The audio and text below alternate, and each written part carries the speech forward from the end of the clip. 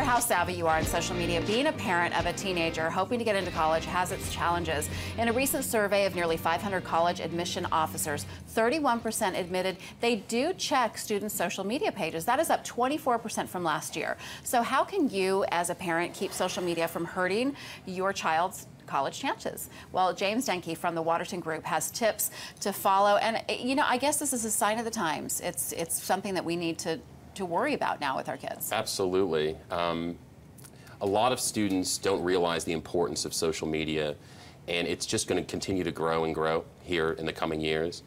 And what we've found is that instead of being afraid of it, afraid of what's posted on social media, to take sort of an active role in targeting the admissions officers who are going to look at your pages and really showcasing positive things that you've done in the community instead of, you know, keg stands and whatnot that some students may post. Well, now, as a girl who loves social media, I know there's, I see on social media a lot people that are really active, that like to air their dirty laundry, that like to update everything that they're doing, where they're going, post pictures of basically anything and everything that they can get their hands on. Especially young kids. So as a parent, what's the appropriate way to start that conversation with your child and say, hey, I don't mind this, but a college might? Sure.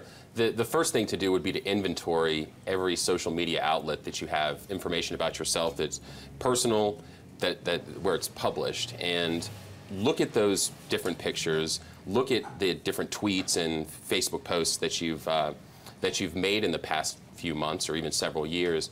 And once you have a good firm grasp of, you know, what you're looking at in terms of your social media persona, then it's time to really carve out some of the negative and then replace it with the positive.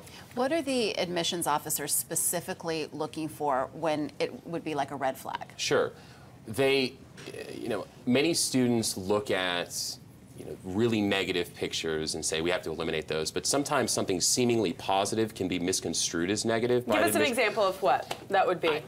I spoke to a college student last week, and she said that she works in the college admissions office as an intern now, and she said that there was a picture of her at a charity event where she was posing with 6 or 7 other girls, and she didn't highlight that it was a charity event, and in the background was a red Solo cup. So they're assuming they're partying, not that they're at a charity event doing great things for the community. If you have a watchful eye as an admissions counselor, you're looking for things that may be subtle. Red flag, red Solo cup. Red Solo cup. Now, there's a test I've heard of that's called, you know, basically it's like if you can't show it to grandma, don't post it. So that's the grandma test, which my mom would say, if you would want your pastor to see this, then feel free putting it on the internet. You know, so is that kind of the measure, grandma or the pastor? Absolutely, it's a good place to start.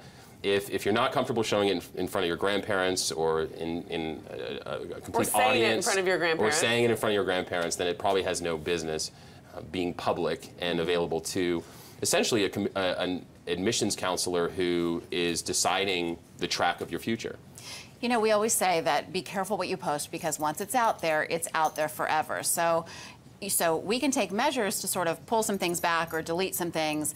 Are the admissions people still, I mean, are they really investigating and really looking for things on the internet? Will they Google the kid's name and just see whatever comes up? If you, let's say you're an admissions counselor at Harvard, right? You have 2 applicants. One has perfect test scores. The other has perfect test scores.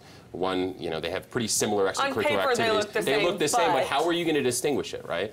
And that is one way to do so. It's just an added resource outside of an essay or, you know, GPA that can really make the difference. Wow. So they are looking at these. So many great tips, and not only for college students, but also for the parents, you know, that maybe their social media is cleaned up, as well as for people that are applying for jobs. I think it's a great just reminder that what you put out there is out there forever. Thank you so much. So many great tips. Yeah, sure. Thanks a lot for having me. Yeah, we appreciate it.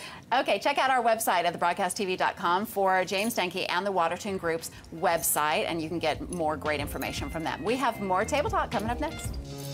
Thank you.